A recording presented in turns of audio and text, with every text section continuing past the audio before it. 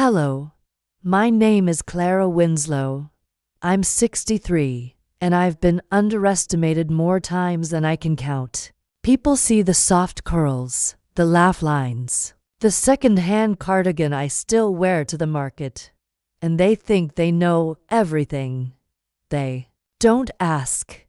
They assume, especially women like Caroline Hemsworth and her tight-lipped brunch circle, who sipped champagne out of fluted glasses and smirked when I stepped into that boutique. "Can we help you find something on sale?" one of them said, not even bothering to lower her voice.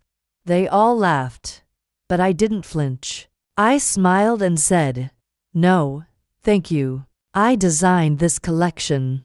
I wasn't lying. I just didn't tell them how long ago I had started designing, or why. Because the truth wasn't something you tell people like that. You let them find out the hard way that it started 5 years ago.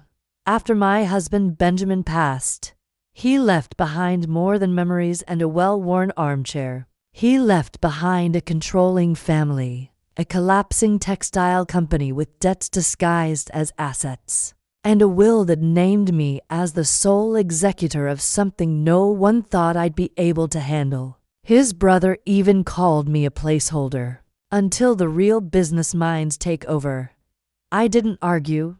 I just smiled, signed the papers, and began quietly rebuilding what Benjamin had abandoned. Not for him, for me.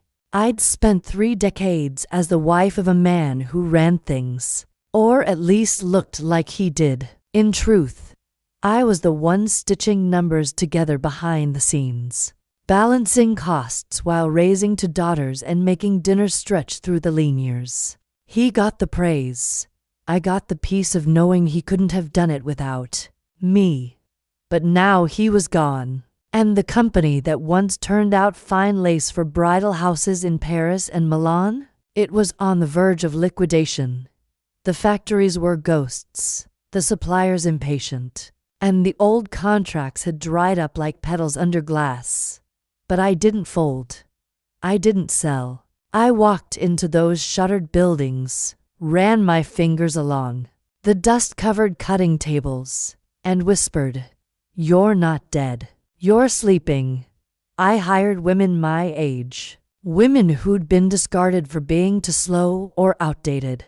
Seamstresses with hands that remembered stitches their daughters had never learned. I paid them fairly. I asked them what they needed. I listened. And piece by piece, month by month, we brought the company back to life. But I didn't put my name on anything. I used a house label, Celestini Row, something soft, quiet, and easy to ignore by the Caroline Hemsworths of the world, because I wasn't interested in applause. I was building something stronger than applause. Legacy, quiet power, and anonymity became my armor, until the day Caroline's daughter tried on one of our pieces and declared, "This is the only thing I feel beautiful in." That's when Caroline looked at the tag, narrowed her eyes, and said, "Celestini Row. Never heard of it." I just smiled and replied, "You will." That boutique encounter should have been a footnote, but it wasn't. It was the first domino, because when Caroline mocked my outfit in front of a reporter from Westbridge Living, not knowing he was profiling local designers, well, that's when the story began writing itself. And that was only the first chapter. Shall I show you what came next? But I didn't say anything that day. I let them laugh, let them turn their backs, and sip their flutes, and whisper about somebody's grandmother looking lost. I didn't even look in their direction when I left the shop. I just ran my fingers along the sleeve of a gown they couldn't afford to understand. The beadwork was mine. The cut, a sketch I drew in 1989. The satin, spun from a mill I'd rescued from foreclosure. But none of that mattered to them. All they saw was a cardigan, worn shoes, a woman past her prime, daring to exist in their boutique. That night I went home and reopened the ledger. Not the financial one, the one I kept in my mind, the quiet one, with names, faces, remarks. I don't forget kindness, but I never, ever forget cruelty. And I don't get angry. I build. I sow. I wait. Because I know something those women don't. The world shifts slowly, but it does shift. And when it does, the people who thought they were at the center, they're the ones who don't notice they've fallen out of frame.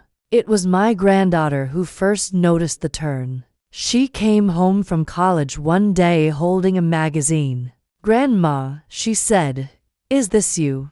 It was an article about a new fashion house quietly dominating bespoke orders on both coasts.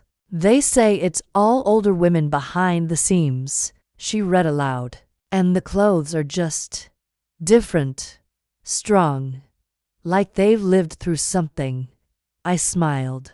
"That's a nice compliment." She narrowed her eyes. "Wait, are you Celestini?" "I never said that," I replied, but I didn't deny it either, because I knew what was coming. The wave, the recognition, the slow realization that the label they thought was trendy and elusive was born in a kitchen, with a broken stove and a sewing machine held together by duct tape. And I was just getting started. She started looking at me differently after that.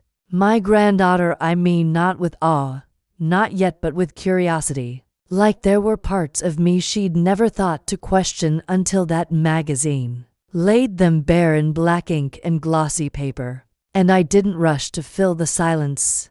I just let her sit in it. Let the weight of what I hadn't said settle into the room. Because I wanted her to understand that power doesn't always announce itself with noise or drama. Or diamonds. Sometimes it moves like water, quietly, shaping the world around it without ever asking permission. And that's what I'd done all these years. Quietly, patiently, deliberately. While everyone around me assumed I was just the sweet old woman who brought lemon bars to church bake sales and wore shoes from last season's clearance rack. And maybe I was. Maybe I still am. But I'm also the one who saved that company from being swallowed whole by my late husband's careless relatives, who didn't even know where the real ledgers were kept, who couldn't tell hand-stitched silk from factory lace if their inheritance depended on it. And when the checks started coming in, real checks, with zeros they'd never dreamed I could generate on my own, I didn't run to show anyone. I just stacked them neatly in a drawer behind the flour bin, because I didn't need applause. I needed options, and I was building them, one stitch at a time, one contract at a time, until the day came when I wouldn't have to justify my existence at all. And maybe that day still hasn't fully arrived. Maybe I'm still seen as invisible in the rooms that mattered to the Carolines of the world. But that's what makes this so satisfying, because by the time they realize I've bought the table they're sitting at, I'll already own the chairs, and the caterer, and the building itself. And when they laugh at my clothes, again, if they dare, they'll be laughing in dresses my company made, under chandeliers I paid for, with champagne that came from my vineyard's reserve. And the only thing I'll be wearing is that same quiet smile I've perfected over decades of being underestimated, which is the most beautiful thing I own. Not because it's rare, but because it's real. And they've never had anything like it, not once in their entire polished, performative little lives.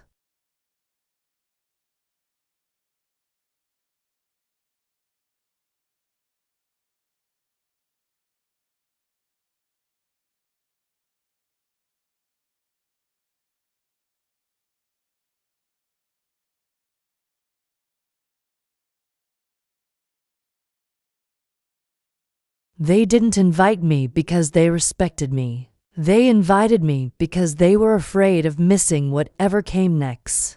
The envelope arrived 2 weeks after that boutique moment, thick and heavy, like the kind used for weddings or wills. Inside was a card trimmed in gold leaf with looping embossed script. Westbridge Ladies' Winter Gala, a celebration of women in enterprise. Hosted at the Arbor Estate. No less. The kind of place where the walls were lined with names, not stories. I set the card down next to my tea and stared at it like it had spoken out loud.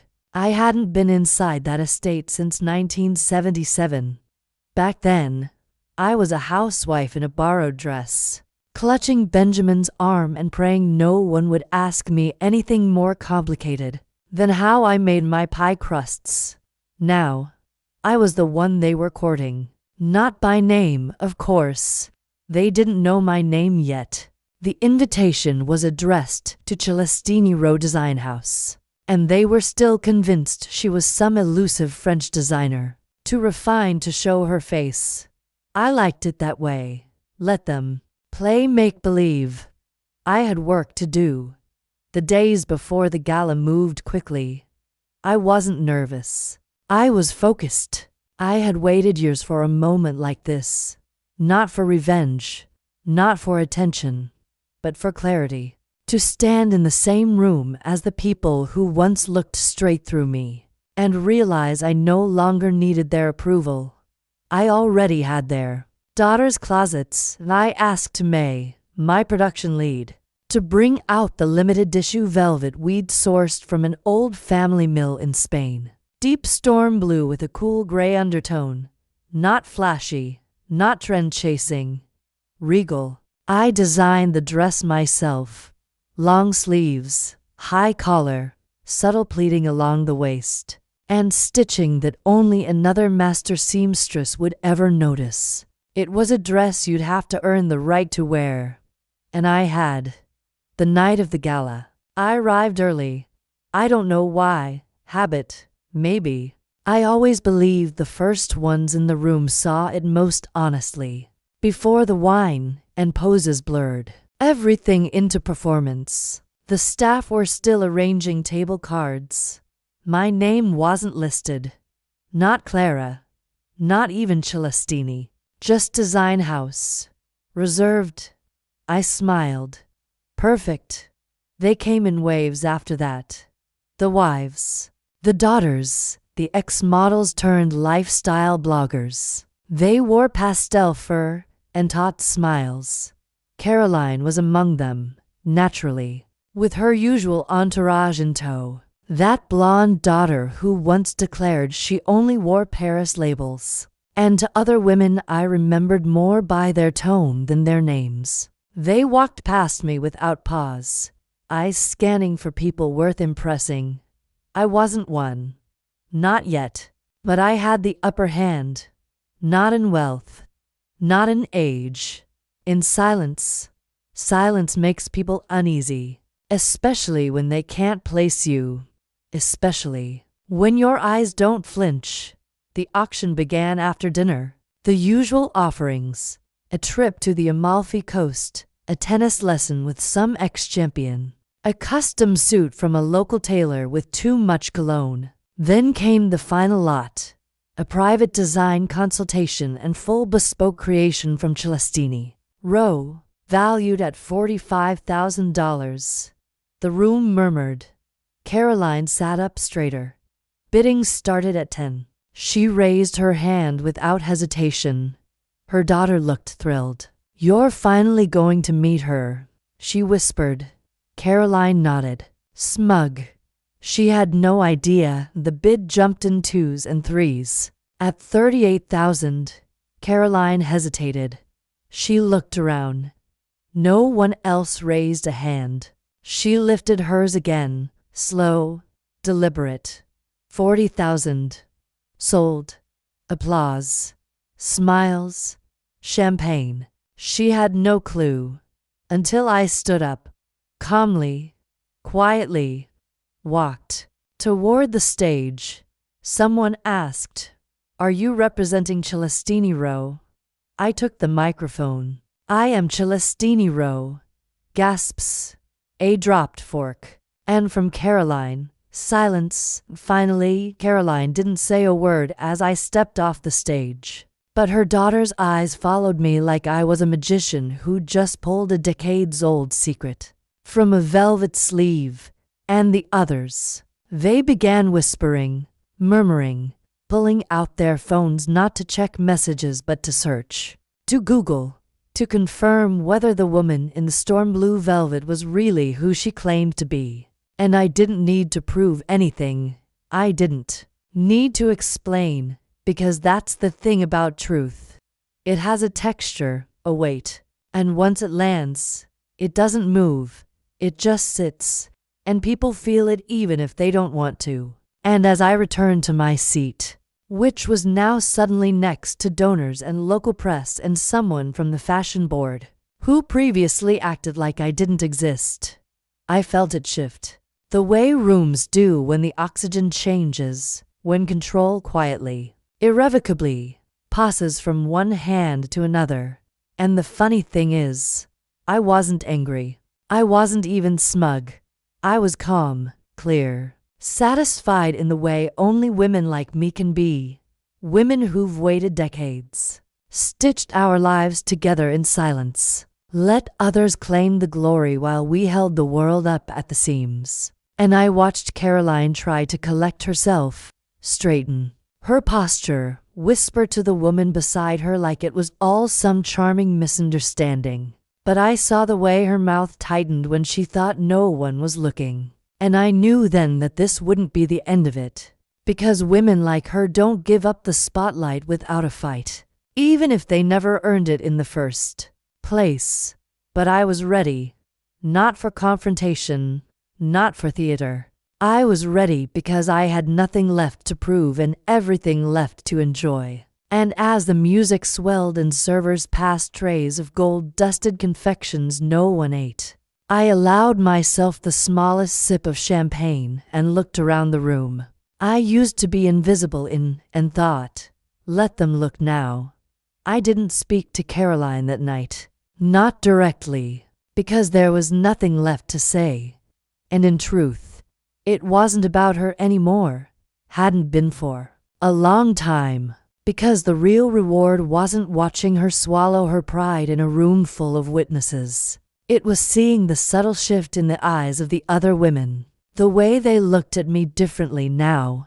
Not as someone they pitied or ignored, but as a variable they hadn't accounted for. As someone who didn't ask for entry but built her own doorway. And the rest of the night unfolded like a soft unraveling, conversations trailing after me, smiles that lingered longer than they used to, and one woman, Meredith Grange, I think, stopped me near the dessert table and said, "You're the one who stitched the back seam of that navy silk bridal coat, aren't you?" I recognized the curve. And I wanted to laugh because of all the things they could have remembered. It was that, the one invisible detail meant only for the bride and the wind. And I nodded and she smiled like she'd caught a secret. And that was the beginning of the next wave. The private messages, the whispered referrals. The real women who wanted something that couldn't be bought in a seasonal catalog or guessed by an algorithm. And while Caroline sulked in her corner, trying to claw back relevance with sharp laughter and clinking glassware, I sat with an older woman I'd never met who told me she used to be a milliner until the factories all shut down.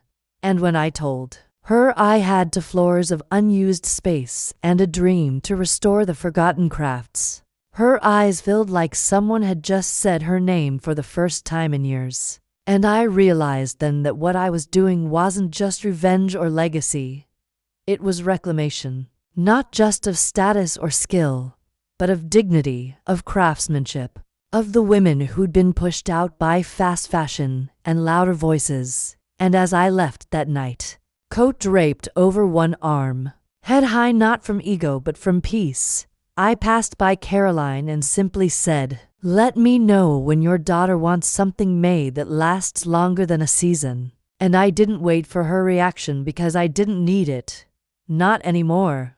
I Left the gala just before midnight, not because I was tired but because I had nothing left to prove. And as I walked through the cold night air toward the waiting car, no chauffeur, no fanfare, just a quiet engine and warm leather seats, I felt something shift inside me. Something I hadn't let myself feel in decades. Not since before the babies, before the house payments, before the years of pretending I didn't notice. The sideways glances or the way Benjamin's family used to talk over me at dinners. It was a kind of stillness, a kind of strength. Like finding a seam you thought was ruined and realizing you could reinforce it stronger than before. And as the lights of the arbor faded behind me, I thought about the long nights I'd spent at the kitchen table sewing hems by hand, the calluses on my fingers, the unpaid invoices I chased with polite letters, the friends who moved away or faded into marriages that swallowed them whole. And I realized that while they chose invisibility for safety, I'd accepted it for strategy. And now that I no longer needed it, I could shed it like an old coat and never look back, because they knew now, all of them, Caroline and her circle, the press and the clients, the women who laughed and the ones who whispered. They knew who I was. And even if they tried to ignore it, the truth was stitched into every corner of that night, every gasp and glance and held breath. And as I settled into my seat and looked out at the sleeping town, I didn't smile to myself, not exactly. I just exhaled slowly, like someone who'd finally walked through the last door of a long, dark hallway and stepped into a room she built with her own hands, lit it herself, painted it in her colors, and filled it with people who finally saw her not as a story they could dismiss, but as the author of one they would never forget.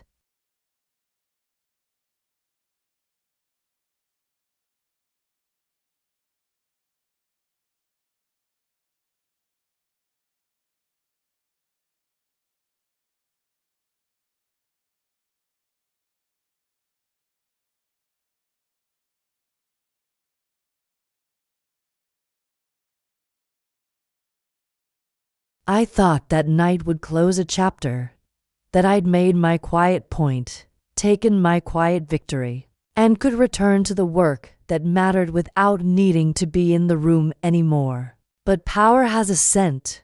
Once people get a whiff of it on you, even if they never noticed you before, they start sniffing around like they're owed something. That's what happened with Caroline. It started small. A forwarded email. Would you be willing to speak at our women's leadership breakfast? No signature, just on behalf of the committee. Then came the flowers. White lilies. No note. I sent them to the hospital across town. The real message came the week after, hand-delivered to the atelier by a woman who introduced herself as Caroline's assistant. She handed me a black envelope and said, she asked if you might be open to consulting. Discreetly, of course. I didn't open it. I handed it right back and said, tell her I'm not accepting clients, especially not quietly. The girl looked startled, like no one had ever said no to her employer. That should have been the end of it. But some women don't know how to lose without trying to flip the board. The next week, a blog post went live. Fashion, gossip, money. That hybrid filth column that always pretends it's about business trends but really exists to rip successful women apart. The headline, the truth behind Celestini Row, is the reclusive seamstress a fraud. I didn't flinch. I just printed the article, highlighted the phrases that reeked of desperation. Suspiciously anonymous, overly curated narrative, rumors of design theft, and I pinned them to the back wall of the workshop, right next to the staff schedule. I wanted every woman who walked through that door to see it, to know what success looks like once you stop apologizing. My team was furious. May offered to write a rebuttal, to interns cried. But I told them what my grandmother once told me. Don't patch something that wasn't torn. Let them trip over their own threads.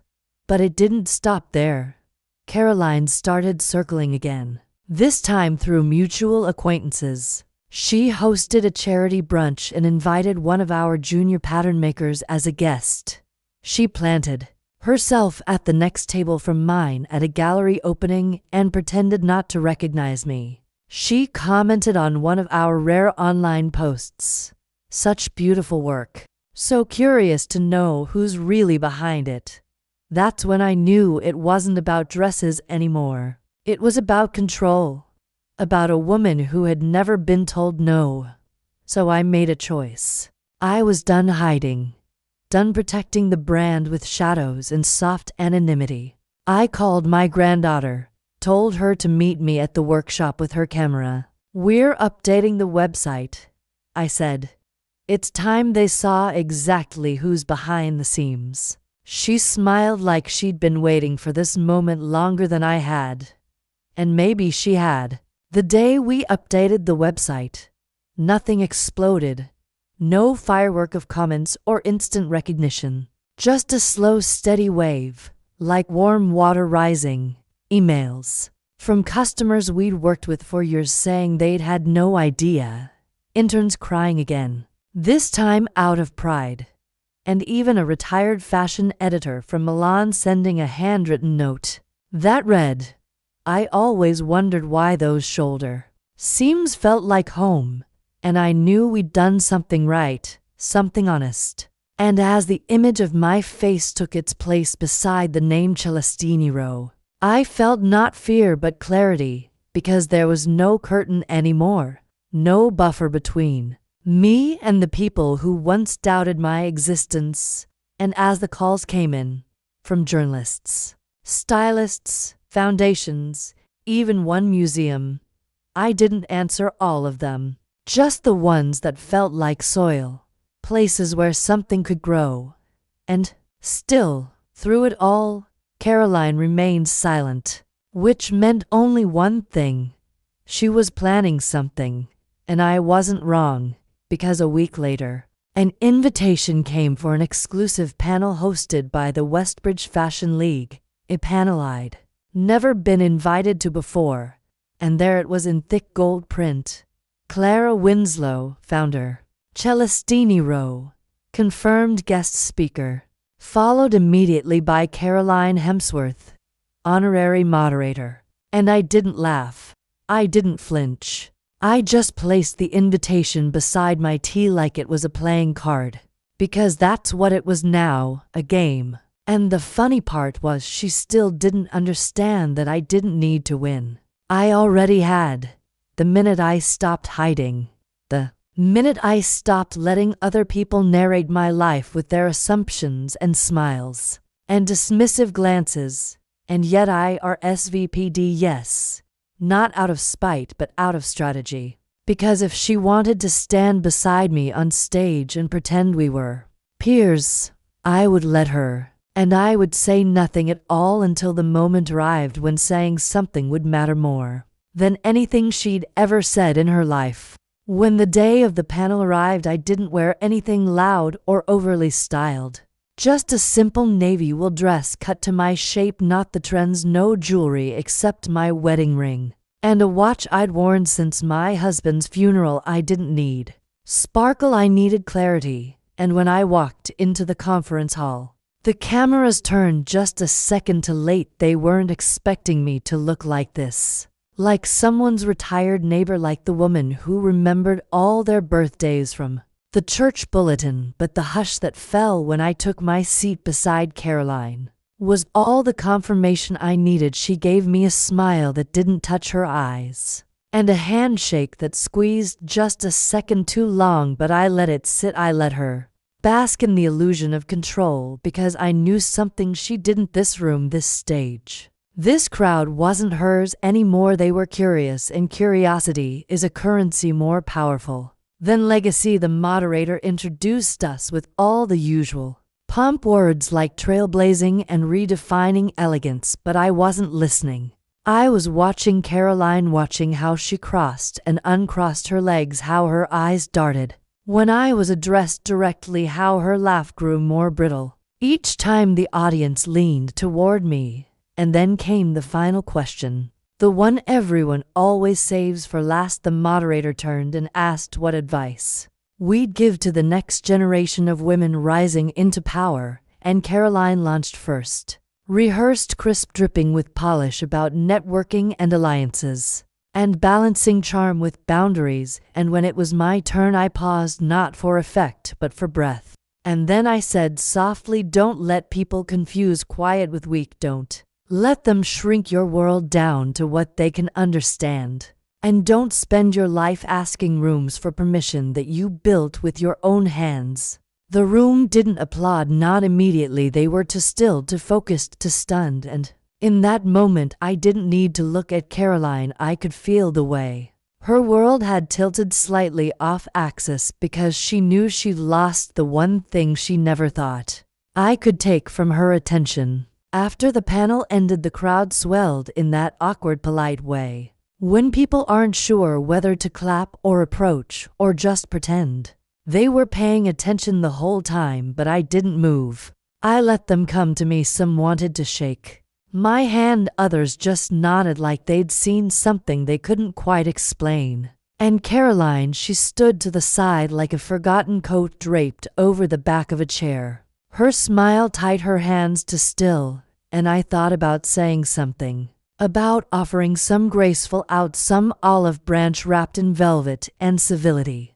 But then I remembered every time she'd looked through me, every laugh she'd aimed at my back, every word she laced with pity like it was perfume, and I realized I didn't owe her anything, not kindness, not closure, not even acknowledgement. So I walked past her, not cruelly, not arrogantly, just with the calm certainty of someone who no longer needed to be tolerated in spaces she'd quietly outgrown. And as I stepped outside into the cool evening air, the wind caught the edge of my sleeve, and I thought how strange it is that for all those years they thought they were keeping me out, when really they were keeping themselves from ever seeing what strength looks like when it doesn't need applause. And as my granddaughter jogged to catch up beside me, camera still swinging from her shoulder, she asked quietly, "Did you plan that answer?"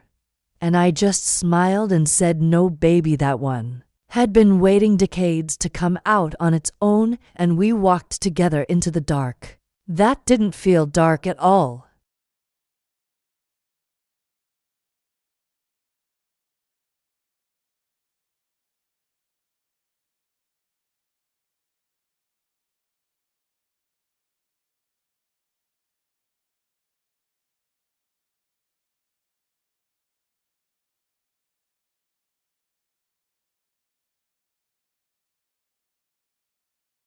The betrayal didn't come loud.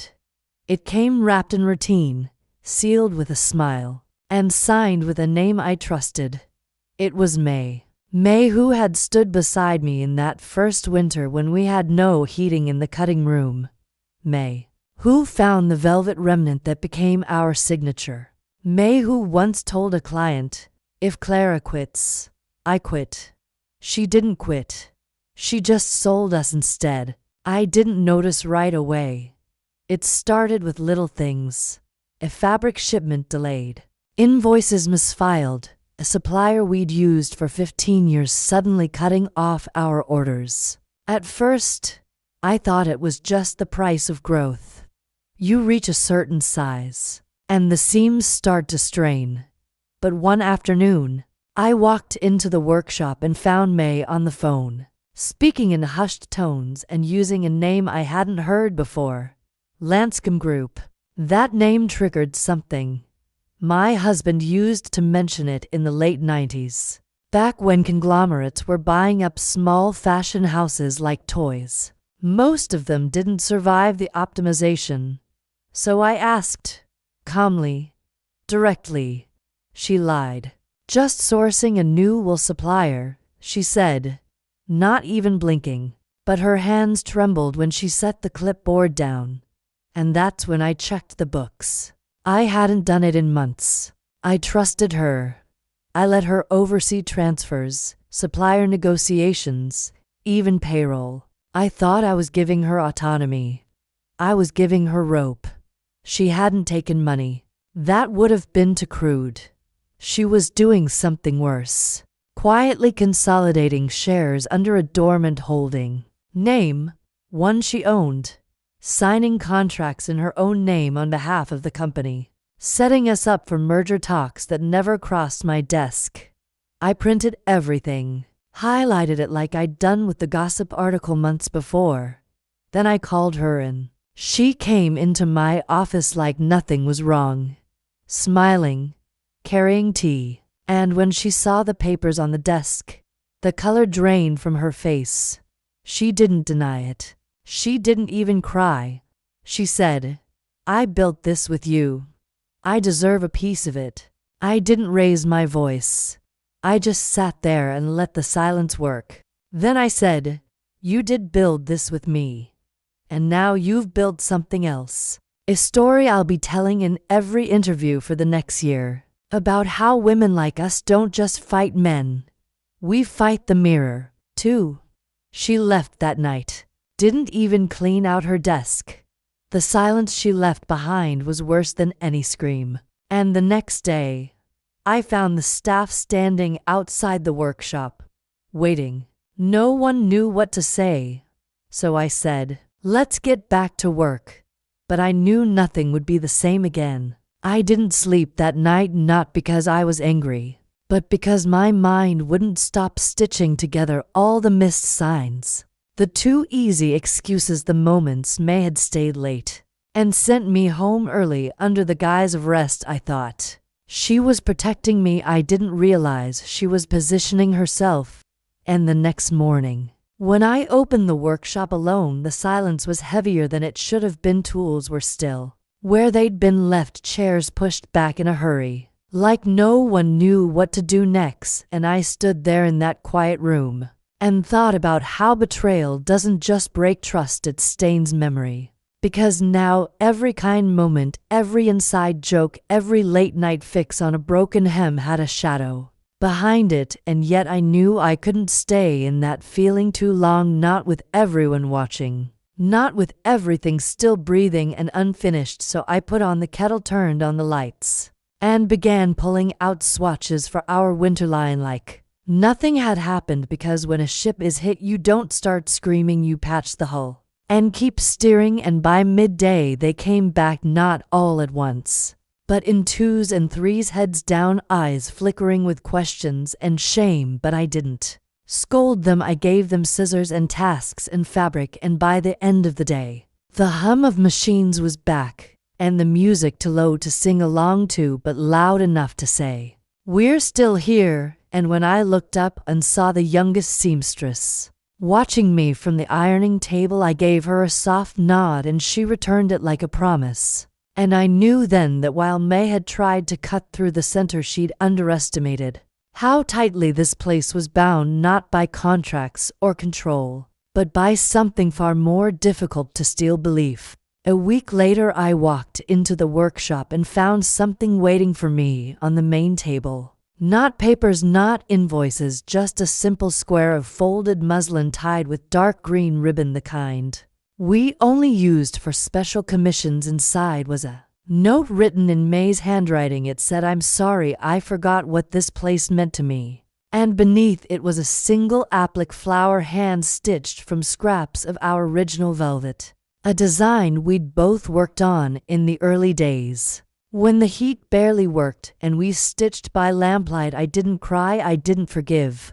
I just folded the muslin back up and placed it in the bottom drawer of my desk, beside the first check the company ever received and the photo of my husband, leaning against the workshop wall with dust in his hair and pride in his eyes. Because I needed to remember not just what we'd survived, but who we'd been. Before survival became necessary, that day I noticed something else too. The air felt different. Lighter, not like everything had healed, but like the wound was no longer raw. Like we could breathe again. And the younger women in the room, they started stepping into spaces May used to fill asking questions, owning decisions, offering ideas without fear or flattery, and I realized that even betrayal could be compost if you turned it right.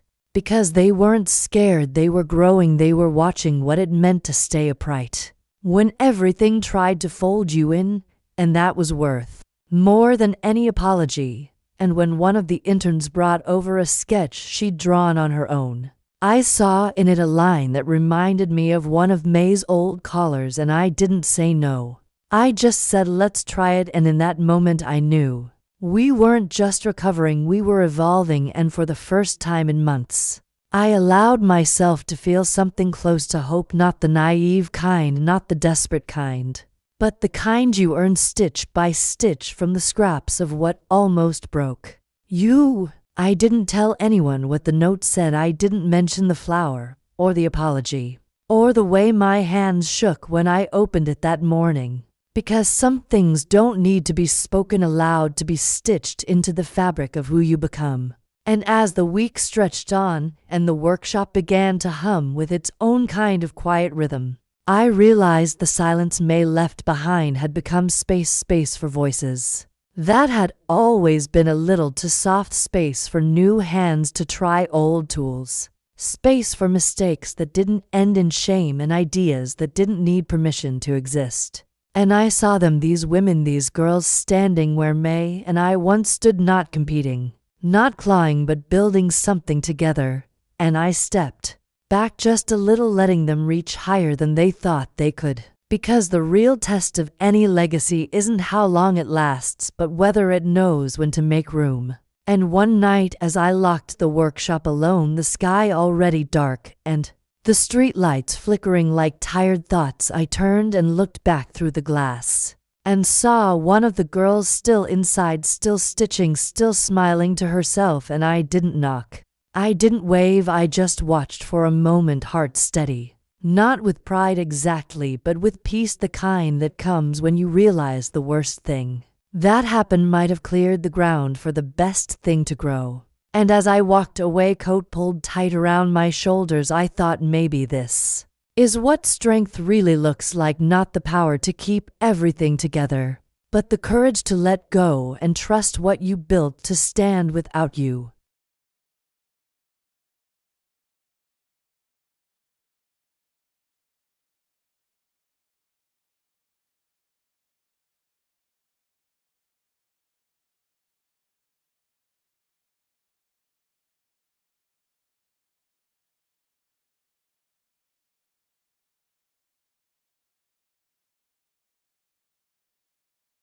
I thought I'd tied off the last loose ends.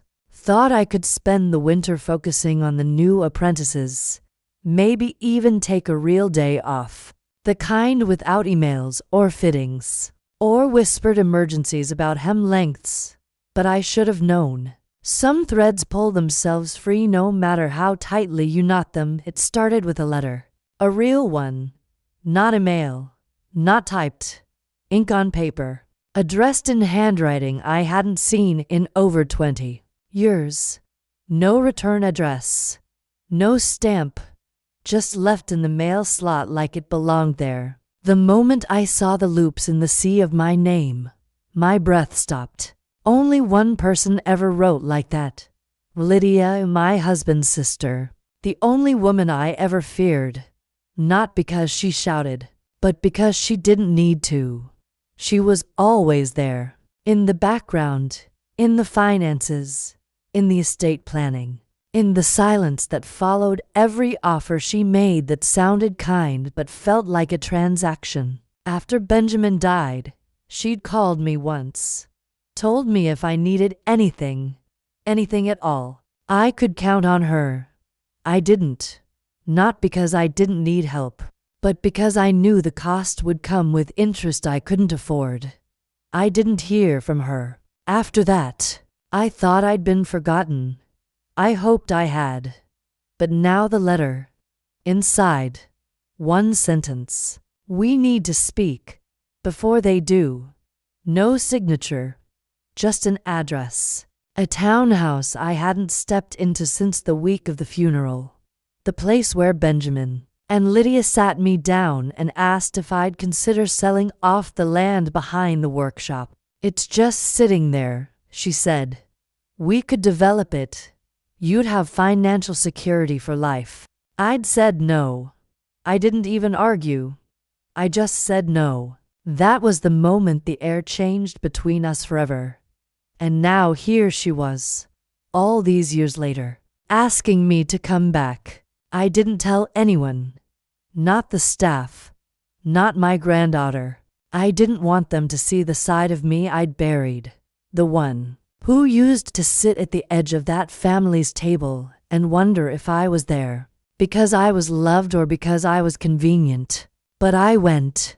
And what she said when I walked through that door unraveled something in me I didn't know was still holding tension. She didn't hug me, didn't smile, just stood in the doorway holding a glass of wine like she'd been waiting there for hours and said, "You should have come sooner." And I walked in because I wasn't about to play the game on the threshold. I let her lead me to the same chair I'd once sat in the night Benjamin told me he'd added her name to the trust, just in case, and when we sat I looked at her face, older, sharper, still perfectly painted, like time had only touched the corners, and she said, "They're coming after the land again, Clara, not just the back lot, the whole block. The city wants to redevelop, and they're offering buyouts." I laughed, not because it was funny, but because of course, after all these years, she still thought I'd fold for a dollar figure. And then she said the part that chilled me, "And they already got to May," and I froze, not because I was surprised, but because I wasn't, because I'd wondered, because I'd hoped maybe she left for her own reasons. But now it was clear she didn't just drift, she was pulled, and I asked, "Why are you telling me this now?" And Lydia took a sip of wine and said, "Because I read the article, the one in Vogue. I saw your face, I saw what you did. And I realized I bet against the wrong woman, and that should have felt like victory, but it didn't. It felt like being handed a trophy for surviving storms someone else set loose." And she leaned in, eyes colder than any silk I'd ever worked with, and whispered, "They want your name, your building, your legacy, but most of all they want your silence." And I stood up without another word and walked out, because no deal, no threat, number apology wrapped in flattery could undo what she'd already admitted.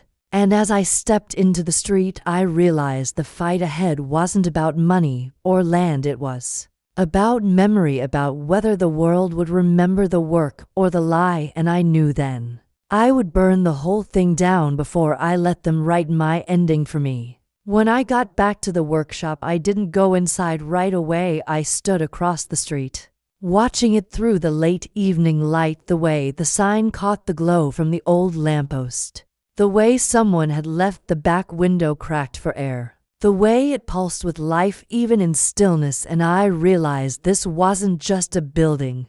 It was a witness to everything I'd lost and everything I'd refused to lose. And if they thought they could buy that with whispers and signatures, they hadn't been listening.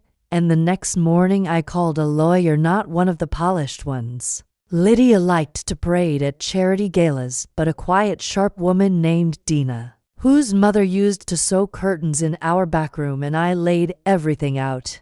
Every detail, every document, every offer they'd made to May, every clause Lydia had slid into the trust. And Dina just looked at me like a surgeon before a long procedure and said, "We're not selling, we're codifying." And for the next 6 weeks we turned every inch of Celestini Row into something that couldn't be stripped or sold or swallowed. We made it untouchable, not because it was mine, but because it was theirs. Every woman who ever stitched or steamed or stood trembling with her first design idea clenched in her fist. This wasn't about revenge, it was about preservation. And the night we filed the papers, the whole team stayed late, music low, sewing machines still humming, candles on the shelves like little stars, and I stood in the center of it, all heart, steady, breath full. And for the first time since Benjamin died, I felt safe, not protected, not sheltered, but truly safe, like I could finally exhale and know that even if I didn't wake tomorrow, it would still stand not just the building but the intention behind it. And when the last stitch of the night was done, they brought me a cake not fancy, just lemon with vanilla frosting, and the words stitched in icing read for the woman who said no and meant it. And I laughed and cried at the same time, and I didn't make a speech, I just whispered thank you, because that was all that was left to say. The morning the article came out, I didn't rush to read it. I made my tea the same way I always did, opened the blinds one by one, watered the little basil plant that barely survived winter because I didn't need to see my name on the page to know who I was anymore. But when I did sit down, the print still smelled fresh. And there it was, my story laid out in words sharper than any needle, every silence, every doubt, every moment I'd been overlooked turned into proof, not of bitterness, but of endurance. And they had printed the headline exactly as I'd asked, not some poetic fluff, just 5 words that felt like armor. She built it and stayed, and I looked at the photograph they chose, not from the panel, not from the gala, but a quiet one I didn't know had been taken, where I was helping a girl pin the hem of her coat, one hand resting lightly on her shoulder, and I saw in my own eyes the thing I had waited decades to believe: softness without apology, clarity without performance, strength without needing to step on someone else's back. And as I turned the page, there was a quote from Lydia, not bitter, not dramatic, just 4 words: she made the right choice. And somehow that meant more than any endorsement, because it meant she saw me now not as a problem, not as a placeholder, not as the wife who refused to sell, but as the woman who outlasted all of them. And I folded the article, placed it gently inside my sketchbook, and closed it like a chapter. Then I walked to the workshop like it was any other day, but the air felt different, lighter, not like something ended but like something settled. And when I opened the door, the whole room turned, and for a second I thought they were waiting for me to speak, but no, they were just smiling, busy working, humming. Someone had brought in cinnamon buns, someone else was threading satin through a mannequin's collar, and I realized no one was waiting on me anymore, because the place ran not on my control, but on the energy we'd built together. And I sat down at the big table, opened my notebook, and began sketching again, not because I had to, not because I was proving anything, but because I still loved the sound of pencil on paper, because I still had more to say. And when my granddaughter walked in late, scarf askew, camera slung over her shoulder, she kissed my cheek and said, "They're asking for a quote for the next piece. They want to call it The Seamstress Who Stayed." And I shook my head, smiled, and said, "Tell them it's just Clara Winslow." And then I picked up my shears, and the world outside went quiet again, not because no one was watching, but because they finally understood they weren't the ones I was speaking to in the first place.